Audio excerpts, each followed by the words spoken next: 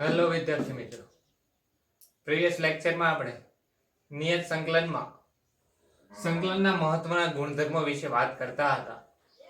I think 5 property પૂરી કરી હતી. મેં કીધું હતું કે લાસ્ટ 2 પ્રોપર્ટી બાકી છે, તો આજે 2 પ્રોપર્ટીનું ડિસ્કશન કરીશું. ત્યાર પછી નેક્સ્ટ એક્સરસાઇઝ સ્ટાર્ટ કરીશું. તો પ્રોપર્ટી નંબર 7 કંઈક આ પ્રકારની છે. સોરી 7 કે 6 નંબર ખાસ ખબર નથી. 6 આ પ્રકારની છે કે 0 થી 2a f of x dx હોય. 0 થી 2a ધ્યાન રાખજો લિમિટ. તો આને 0 થી a f of x dx વત્તા સેમ ટુ સેમ આ બે લિમિટ નો સરવાળો. દાખલા આવશે એટલે વધારે ક્લિયર થાય છે. 0 થી a f of 2a x dx. Okay, આ તો કમ્બાઇન્ડ પ્રોપર્ટી છે, પણ આની ઉપરથી મારે ખાસ આની જરૂર છે. આ જે પ્રોપર્ટી લખું એના ઉપરથી નથી લખી શકું. કઈ? તો કે જો f of 2a x is equal to means કે બે લિમિટ નો સરવાળો માઈનસ x પુટ કરતા જો ફંક્શનમાં કાઈ ચેન્જ ન આવે, એનો મતલબ f of x જ આવી જાય. f of x જ આવી જાય તો તમે જ મને કહો શું થાય. જોવો તો 0 થી અહીંયા તો f of x dx હતા તે. અહીંયા 0 થી f of 2a x f of 2a x is equal to જો f of x જ આવી જાય તો અહીંયા જોવો તો બે લિમિટ હરકી છે અને અહીંયા f of x અહીંયા f of x, એનો મતલબ બે લિમિટ નો શું થાય? લિમિટ નો નહીં, પણ અહીંયા આ ટર્મ નો ના ટર્મ નો શું થાય? બે નો સરવાળો. એટલે કે આમ બે કે 2 times 0 થી a f of x dx લખી શકું. રેડી?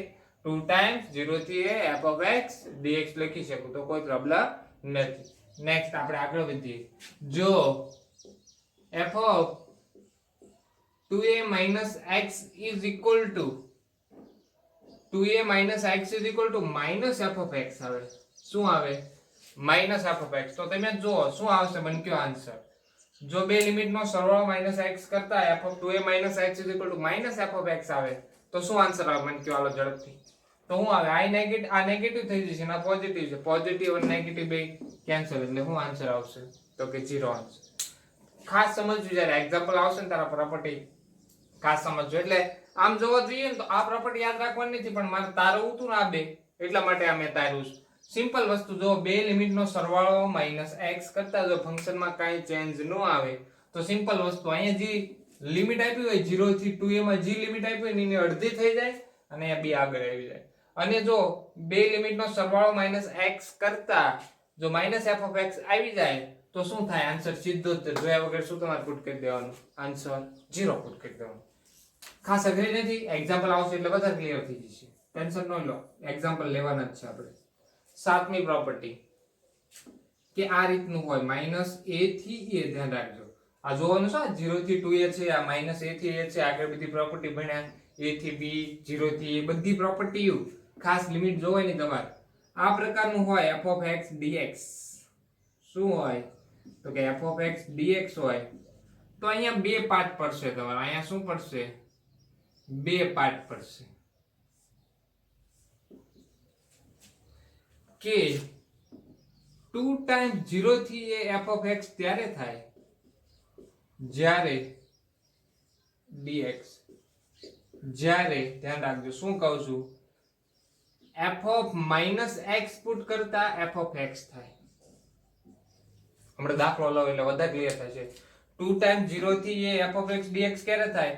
x ની જગ્યાએ minus x પુટ કરતા ફંક્શનમાં કાઈ ચેન્જ ન આવે તો શું થાય? લિમિટ કે 2 times 0 થી a f of x dx. એટલે કે આને કહેવાય યુગ્મ વિધેય. કેવું વિધેય કહેવાય? યુગ્મ વિધેય. ધ્યાન રાખજો. અને જો 0 આન્સર ક્યારે આવશે? ડાયરેક્ટ 0 આન્સર આનો કે જ્યારે f of x ની જગ્યાએ minus x પુટ કરતા ફંક્શન ની બહાર minus f of x થાય તો આન્સર શું આવશે? ડાયરેક્ટ 0. એટલે કે અહીંયા કહેવાય કેવું વિધેય કહેશું તમે? x ની જગ્યાએ માઈનસ x પુટ કરતા માઈનસ બહાર આવી જાય તો એને કહેવાય અયુગ્મ ફંક્શન, અયુગ્મ વિધેય. ઇંગ્લિશમાં કહું તો ઇવન ફંક્શન. કેવું? Even function. અહીંયા કયું અયુગ્મ? એટલે ઓડ ફંક્શન. જો એક એક્ઝામ્પલ જોઉં, દાખલા તરીકે એક એક્ઝામ્પલ જોઈએ એટલે બધા ક્લિયર થાય. જો એક્ઝામ્પલ સપોઝ -π/2 થી π/2 રેડી sin x dx છે. પહેલા તો જો આ પ્રોપર્ટી ક્યારે યુઝ કરી શકું, -a થી a લિમિટ મીન્સ કે a તો હોવા જ જોઈએ પણ એક નેગેટિવ ને એક પોઝિટિવ. જો તો -a થી a એનો મતલબ -π/2 થી π/2 એનો મતલબ કે આ પ્રોપર્ટી લગાડી શકું. એનો મતલબ આ મારું ફંક્શન શું છે તો કે અહીંયા f (x) શું છે મને કયો જોઈએ છોકરા, તો કે sin x છે, તો કે હા. તો હવે તો અહીંયા x ની જગ્યાએ -x તો બે જગ્યાએ પુટ કરવાના જ છે. તો અહીંયા x ની જગ્યાએ -x પુટ કરું તો શું થાય, sin -x. તો આપણને ખબર છે sin ના એંગલમાં માઈનસ હોય તો માઈનસ ક્યાં વી આવશે, આગળ વી આવશે. તો અહીંયા હું લખી શકું, જો તો -x ઇઝ ઇક્વલ ટુ આ માઈનસ એઝ ઇટ ઇઝ ને આ sin x ની જગ્યાએ હું લખી શકું બસ f (x). જો તો કઈ પ્રોપર્ટી લાગી, મીન્સ કે આ બે માંથી કયું લાગ્યું, તો કે f (x) is equal to minus બહાર ગયા. એનો મતલબ આનો આન્સર શું આવશે મને કયો, ડાયરેક્ટ શું લખી શકું 0. શું કરવા, કારણ કે વિધેય કેવું છે, અયુગ્મ વિધેય હોય. અને આ જ પ્રમાણે જો કદાચ આવો એક્ઝામ્પલ હોત કેવો, તો કે આવો -π થી π cos x dx. તો આ મારું ફંક્શન શું છે, cos x છે, તો કે હા. એનો મતલબ f (x) પુટ કરું તો cos ના એંગલમાં માઈનસ, cos કેવું વિધેય છે, યુગ્મ વિધેય, કઈ ચેન્જ જ નહીં થાય. એનો મતલબ cos x. એનો મતલબ આ જગ્યાએ પાસ cos x ની જગ્યાએ હું લખી શકું, f (x) લખી શકું. જો તો કયું, તો કે આવડું આ. એનો મતલબ કયું વિધેય થઈ ગયું, યુગ્મ વિધેય થઈ ગયું, યુગ્મ વિધેય છે.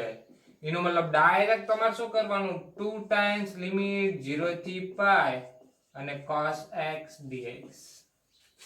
શું કરવાનું, cos x dx. હવે આનું તો ઇન્ટિગ્રેશન વિદ્યાર્થીઓ સિમ્પલ છે, cos નું શું થાય sin, લિમિટ પુટ કરી દો, છેલ્લે આન્સર મેળવો. તો આ ખાસ બે પ્રોપર્ટી લખી નાખો, 6ઠ્ઠી અને 7મી. હવે આપણે એક્સરસાઇઝ આઈ થિંક 7.11 સ્ટાર્ટ કરશું વિદ્યાર્થીઓ, રાઇટ ડાઉન.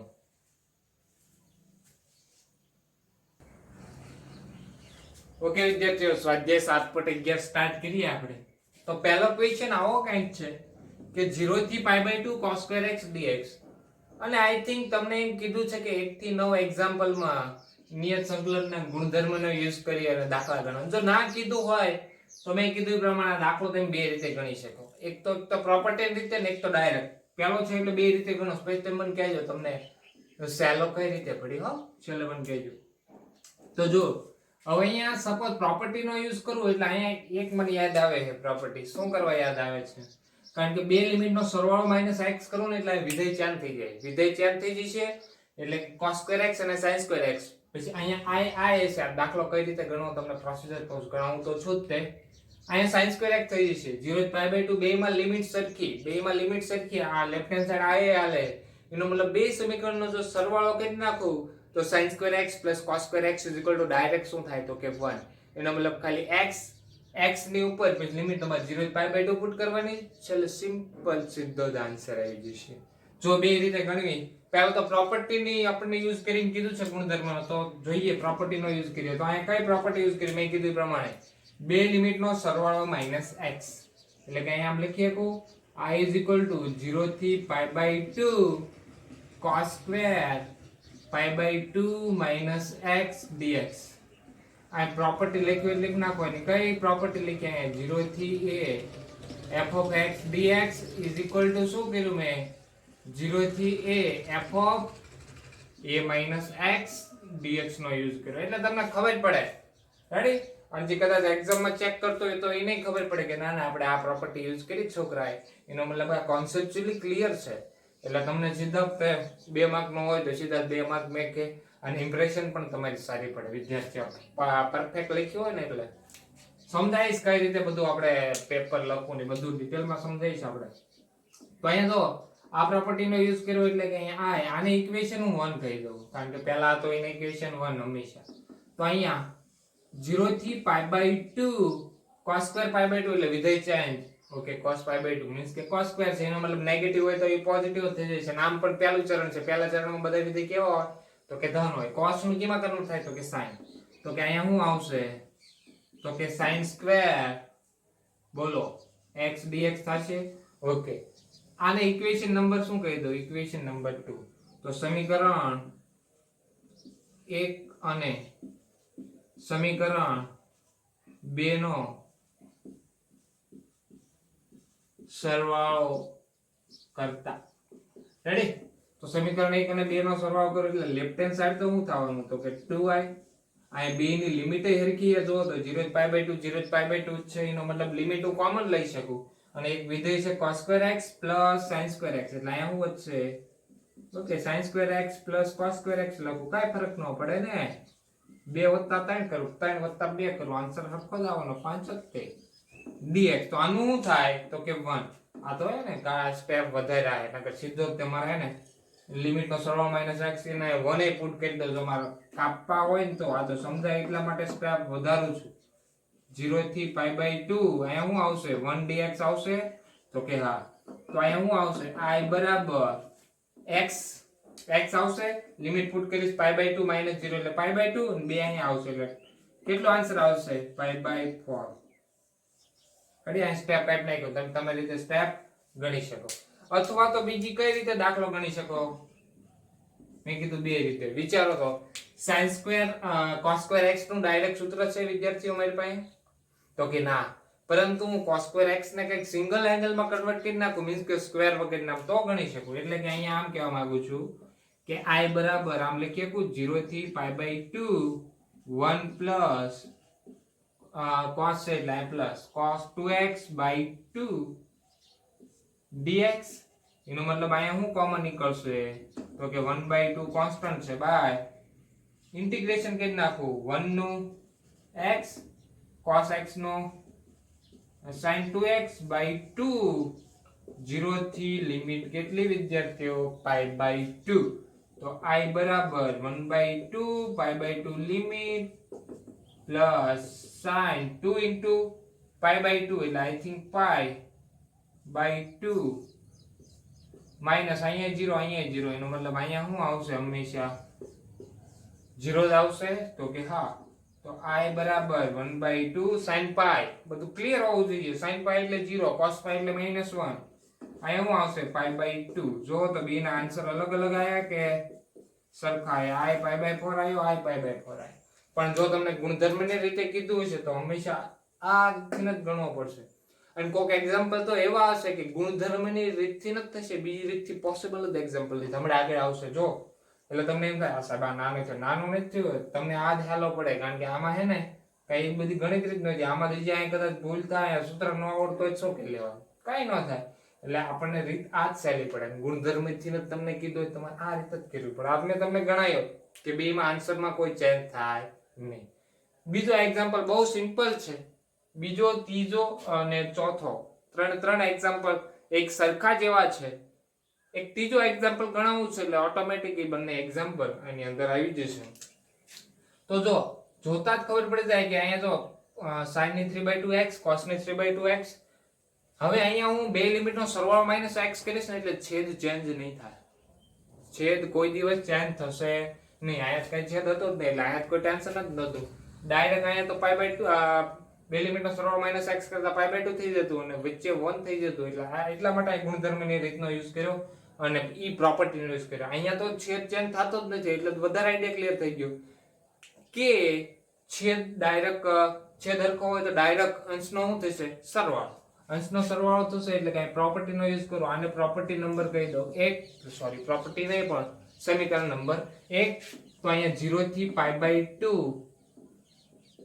sin ની 3/2 π/2 - x all divided by sin ની 3/2 π/2 - x plus cos ની 3/2 π/2 - x dx. રેડી કાઈ કર્યું નથી બે લિમિટનો સરવાળો -x sin to sin તમે અહીંયા આવડી આ લખી શકો પ્રોપર્ટી કઈ યુઝ કરી ઠીક. તો અહીંયા શું આવશે આ બોલો તો 0 થી π/2 સાઈન નું વિધેય છે, પહેલું ચરણ છે એટલે નેગેટિવ માં કોઈ ટેન્શન લેવાની નહીં. ભલે તમને એમ થાય સાહેબ 3/2 એટલે મારે શું લેવું, પણ અહીંયા પહેલું ચરણ જ છે, કોઈ ટેન્શન લેવાની કોઈ જરૂર છે જ નહીં. તો અહીંયા શું થશે, cos ની 3/2x ના છેદમાં cos ની 3/2x વત્તા sin ની 3/2x dx. તો હવે જો તો સમીકરણ 1 અને 2 નું થોડું ઓબ્ઝર્વેશન કરો તો કે છેદ ચેદ થયો, તો કે છેદ નો થયો એનો મતલબ સમીકરણ 1 આવું છેદ નો થાય એટલે 100% તમારે યાદ રાખવાનું કે એની તે પ્રોપર્ટી નો આપણે યુઝ થશે. સીધો આન્સર ખબર પડી જશે. આમ જોવા જાવ તો સીધો આન્સર કેટલો આવશે ખબર છે, આ π/2 લિમિટ હોય તો બે લિમિટ નો સરવાળો ડિવાઇડેડ બાય 2 આવશે. શોર્ટકટ કહું તો તમને ડાયરેક્ટ આઈડિયા આવતો હોય, વિકલ્પમાં પૂછાય કે ના કોન્ફિડન્સ જ હોય કે ના ના આમાં કઈ વાંધો નથી, બે લિમિટ નો સરવાળો ડિવાઇડેડ બાય 2.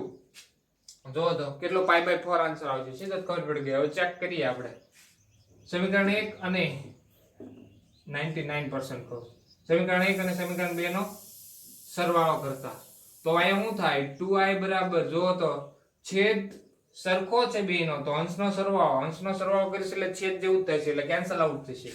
એટલે 0 થી π/2 1 dx થાય છે. 1 dx નું મેં કીધું એ પ્રમાણે શું થાય છે, π/2 લિમિટ પુટ કરું એટલે i બરાબર કેટલા થાય, તો કે π/4. જો મેં તમને શોર્ટકટ કરી એપ્લાય થઈ તો કે હા, પણ મને ત્યાં સુધી એકવાર ગણ નાખો એટલે તમને એ પ્રોપર્ટી ને થોડી ક્લિયર થાય, કોન્સેપ્ચ્યુઅલી ક્લિયર થાય અને તમારો પણ કોન્ફિડન્સ વધે. તો રાઈટ ડાઉન હજી બીજા એક્ઝામ્પલ આપણે વિદ્યાર્થીઓ ગણવા છે.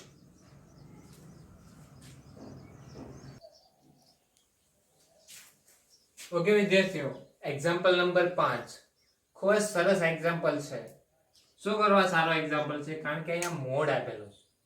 મોડ આપેલું છે એનો મતલબ અહીંયા કંઈક પોઝિટિવ થશે ને કંઈક નેગેટિવ થશે. મોડ વિધેય માનાંક વિધેય તમે ભણી ગયા હશો ધોરણ 11 માં સંબંધ વિધેય ચેપ્ટર આવતું તેમાં. તો હું મારી ભાષામાં કહું ને, મોડ તો ચિત્તો વિધેય કહેવાય. ચિત્તો એટલે કે એકવાર એમ કે આમ જ તે ભાઈ કોઈ દિવસ ફરે નહીં. શું કહે છે મોડ, કે મારી કિંમત કોઈ દિવસ મીન્સ કે આની અંદર મારી કોઈ દિવસ સાદરૂપ આપશો આનું એટલે મારો આન્સર કોઈ દિવસ નેગેટિવ આવશે જ નહીં. ચિત્તો વિધેય એમાં એકવાર કીધેલું ફરે નહીં, હું કોઈ દિવસ નેગેટિવ થઈશ જ નહીં. એમ જ કે ચિત્તો માણસ. જો હવે થોડુંક તમને આઈડિયા તો હોવો જોઈએ મોડનો. દાખલા તરીકે f of x is equal to, પછી દાખલો ગણીએ તમારે f of x is equal to mod x. Idea તો મને ખબર છે બધાને છે જ તે મોડ, કે નેગેટિવ કોઈ દિવસ કિંમત ન થાય, પરંતુ એકચ્યુઅલ કોન્સેપ્ટ શું છે એ થોડો કદાચ ઘણાને ખબર છે, જે ના કરવું એ ભણો સમજો. એટલે કે આવું કંઈક છે, f of x is equal to x અને અહીંયા minus x. એટલે કે અહીંયા mod x is equal to x ત્યારે જ આવશે કે અહીંયા x ની કિંમત જો greater than or equal to 0 આવશે. સમજાવું છું બધું. અને x ની કિંમત less than 0. મેં શું કીધું, મોડ કોઈ દિવસ નેગેટિવ નહીં થાય, પણ તમને એમ થાય સાહેબ અહીંયા તો નેગેટિવ, પણ જો હવે x ની કિંમત શું દાખલા તરીકે નેગેટિવ લીધી ત્યારે માઇનસ એક્સ આપ્યો, પણ એકચ્યુઅલ આન્સર જોજો પોઝિટિવ જ આવશે. જો તેમ સમજો કોન્સેપ્ટ. જો અહીંયા x ની કિંમત સપોઝ નેગેટિવ લઉં છું એટલે કે 0 કરતા નાની લઉં છું, એટલે દાખલા તરીકે -1 લઈ શકું. -1 લીધું એનો મતલબ આ કેસ સિલેક્ટ થયો, તો કે હા કેટલી લીધી, x બરાબર કેટલા લીધા, તો કે -1. એનો મતલબ આ કેસ સિલેક્ટ થયો. એનો મતલબ f of -1 અથવા તો f of x is equal to શું થયું, -1 લીધા એટલે આમ જોવા જાવ તો -x શું કરવા, કારણ કે આ કેસ નંબર 2 સિલેક્ટ છે. x ની કિંમત મેં નેગેટિવ લીધી એટલા માટે. હવે x ની કિંમત -1 પુટ કરો. -1 પુટ કરો તો શું થાય, માઇનસ તો હતા તે -1, તો માઇનસ શું થઈ ગયું. જો તો કોઈ દિવસ આનો આન્સર જો તો f of -1 પુટ કર્યો તો આન્સર એનો નેગેટિવ આવ્યો, તો કે નહીં. ખાસ જોવાનો આપણને ક્યારે ખબર પડશે કે ક્યાંથી પોઝિટિવ કે નેગેટિવ જોવાનું મોડમાં, કે મોડ ક્યાં 0 થાય છે. અને તમે ગ્રાફ ડ્રો કરવા જાવ તો કંઈક આવો આવશે, તમને ખબર છે ભણી ગયા એટલે આમાં બહુ પડતો નથી. આ ટાઈપનો કંઈક ગ્રાફ આવશે. જો તો અહીંયા x ની તમે ગમે એ નેગેટિવ કિંમત પુટ કરો તો એ આન્સર શું આપે, પોઝિટિવ જ આપે. ભલે તમે x ની ગમે એ કિંમત પુટ કરો, સેમ ટુ સેમ. અહીંયા તો પોઝિટિવ પુટ કરો તો કઈ ટેન્શન નથી, y x આપણને ખબર છે આન્સર આપે, તો કોઈ ટેન્શન જ નથી. હવે અહીંયા સપોઝ 3 લીધી હોત તો એ પોઝિટિવ જ આવત, તો હંમેશા કિંમત પોઝિટિવ જ રહેવાય, તો કોઈ ટેન્શન લેવાની કઈ જરૂર નથી. એટલા માટે હું કહું છું કે આ મોડ વિધેય જો એ ખૂબ જ મહત્વનું છે. તમને એમ થાય કે હા પોઝિટિવ આવે, પણ આ કોન્સેપ્ટ ખાસ સમજવાનો હતો. માઇનસ એક્સ પણ અહીંયા નેગેટિવ કિંમત લે છે એટલે માઇનસ માઇનસ શું થઈ જશે? પોઝિટિવ થઈ જશે. હવે દાખલો જોઈએ, મેં કીધું એ પ્રમાણે મોડની અંદર મીન્સ કે અહીંયા x ની કઈ કિંમત પુટ કરું તો મોડ 0 થાય. ત્યાં તમારું છે ને અહીંયા જો ડિફ્લેક્ટ એટલે કે ક્યાંથી રિટર્ન થાય તો કે મોડ જો આ 0 એ 0 થતો ને એટલા માટે 0 થી ચેન્જ થયો. એ જ પ્રમાણે અહીંયા એક્ઝામ્પલમાં જો કે અહીંયા x ની જગ્યાએ શું પુટ કરું તો મારો આન્સર મીન્સ કે અહીંયા મોડ 0 થાય. તો કે -2 પુટ કરું તો ચેક કરો, માઇનસ જો 2 પુટ કરું x ની જગ્યાએ તો મોડ 0 થાય. એનો મતલબ ન્યાથી તમારે લિમિટ સ્પ્લિટ કરવાની. ત્યાંથી શું કરવાની? તમારે લિમિટ સ્પ્લિટ એટલે કે અલગ અલગ કરવાનું. એક મેં તમને પ્રોપર્ટી ભણાવી હતી, ખબર છે? a થી b f(x) dx હોય તો શું કરવાનું? a થી c અને c થી b લિમિટ તમારે કરવાની. તો અહીંયા મેં કીધું એ પ્રમાણે મોડ 0 થાય ત્યાંથી તમારે લિમિટ સ્પ્લિટ એટલે -5 થી -2, -5 થી -2. એનો મતલબ જોવો તો x ની કિંમત શું આવશે? માઈનસ આવશે. મીન્સ કે મોડ ની કિંમત માઈનસ. શું કરવા એ તમને કહો હાલો, એટલે તમારું કન્ફ્યુઝન દૂર થાય. dx અને વત્તા હવે કે બીજી વાર 0 થાય તો કે હવે 0 નથી થતો. એનો મતલબ -2 થી ડાયરેક્ટ કઈ લિમિટ? 5 અને x + 2. આવું હું કરવા કર્યું? પોઝિટિવ લીધું. એ તમને એવું રીઝન કહું. જો હવે ખાસ -5 અને -2 વચ્ચે કોઈ પણ કિંમત લો. તમને એમ થાય સાહેબ મને કેમ ખબર પડે નેગેટિવ ના પોઝિટિવ? હાલ વાંધો નહીં, હમણાં કન્ફ્યુઝન દૂર.